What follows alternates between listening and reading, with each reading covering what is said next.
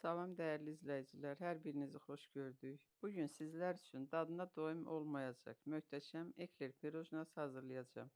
Öncə eklerin xəmirini hazırlayıram. Bunun üçün qazana 2 stəkan süd, 200 qram yağ, 1 çimdik duz və 1 xörək qaşığı şəkər əlavə edirəm. Qaynayan zaman 2 stəkan un əlavə edib dayanmadan qarışdırıram. 3-4 dəqiqə bişirdikdən sonra qazı söndürürəm. Xəmirin tez soyması üçün mikserlə çalıram.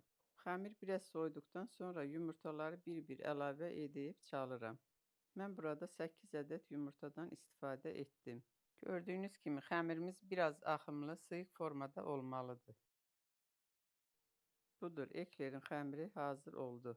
Konditer torbasının içərisinə ekler başlığı yerləşdirib, hazırladığım xəmiri torbanın içinə yığıram. Mən bu xəmirdən 2 formada ekler hazırlayacağam. Əvvəlcə uzunsov formada olan eklerləri hazırladım. Gördüyünüz kimi eklerin ara məsafələri olmaqla yağlı kağızın üzərinə düzdüm və sobada 50 dəqiqə olmaq şərti ilə 160 dərəcə temperaturda bişirdim. Qeyd edim ki, ilk 35 dəqiqəni sobanın ağzını açmaq olmaz. Budur, uzunsov formada olan eklerimiz hazır oldu. Eklerin içərisini doldurmaq üçün qaymaq kremindən istifadə etdim. Xatırladım ki, qaymaq krem mütləq soyuducuda 5-6 saat qalıb yaxşı soymalıdır. Əks halda çaldığınız qaymaq bərkiməyə bilər.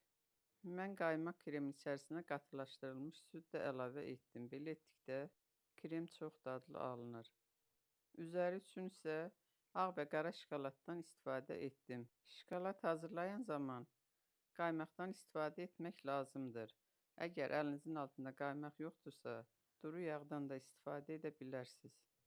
Budur, görüntüsü sadə, dadı möhtəşəm olan uzunsov ekler pirojnamız hazırdır.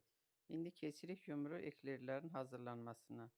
Eyni qaydada yumru eklerləri də kağızın üzərinə düzüb, əlimizi suya batırıb, uc hissəsində düzəliş edirik və eyni temperaturda 50 dəqiqə hazır olana qədər bişiririk. Budur, hər iki eklerimiz hazırdır.